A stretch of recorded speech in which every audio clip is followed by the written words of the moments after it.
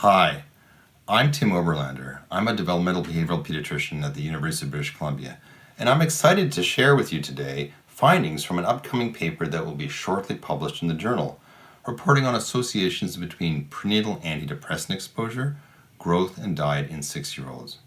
The lead author of this study is Sarah Hutchinson, a postdoc in my lab who's unable to be with me today.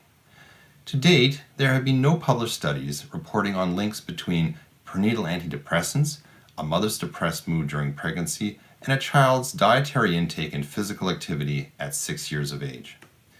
It is well known that between 10 and 20% of women experience mood disturbances during pregnancy, and a third are treated with a selective serotonin reuptake inhibitor antidepressant, an SSRI. Maternal depression has been widely studied as a critical early life factor associated with behavioral disturbances during childhood. Prenatal SSRI exposure has also been linked to lower birth weight and altered motor development that may affect physical activity and weight during childhood. We also know that antidepressants may also affect weight via altered food intake.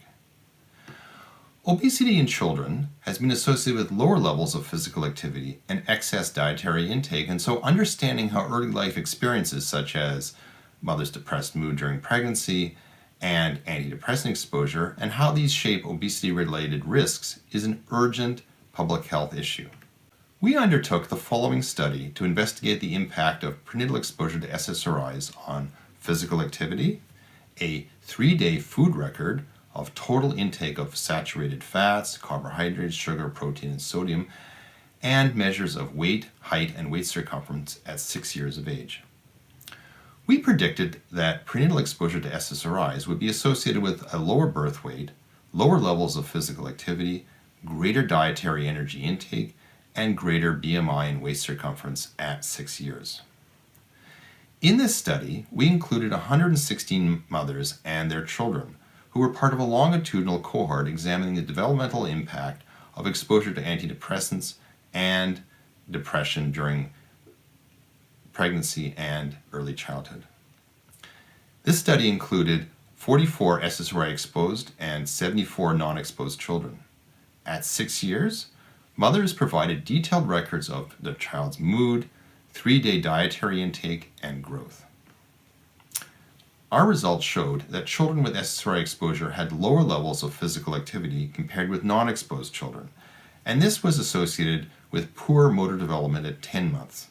These findings were not associated with mother's mood during pregnancy or at the time of the 6-year follow-up study.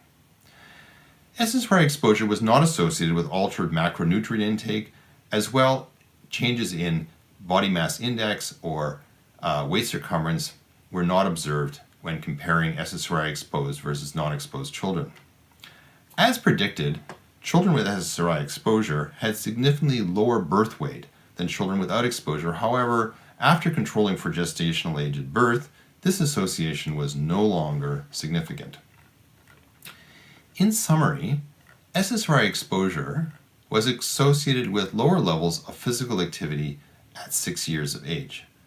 But such exposure was not associated with measures of obesity-related risks or altered total dietary energy intake. Whether this finding reflects the leading edge of a subsequent obesity-related risk remains to be determined, especially as children grow and develop and gain more control over their dietary intake during childhood. Our use of a detailed 3-day food record, which included direct measures of portion size and product brand names, allowed us to make direct measures of dietary intake and helped us avoid the bias of self-report. While SSRI exposure before birth might contribute to changes in physical activity, and presumably subsequent obesity-related risks, a mother's mental health continues to have a substantial impact on child development, and therefore it is not easy to disentangle the impact of SSRIs from mother's mood, two highly interrelated factors.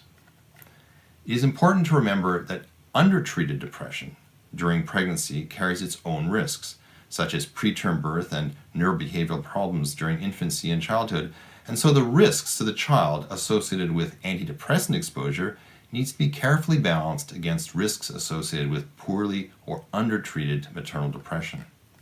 Non-treatment is never an option. We need to recognize that the vast majority of children in our study who were exposed to an SSRI did not have adverse outcomes and were really quite resilient. Our task is to figure out who's at risk and who's not, and support optimal health and development for all children. Thank you very much.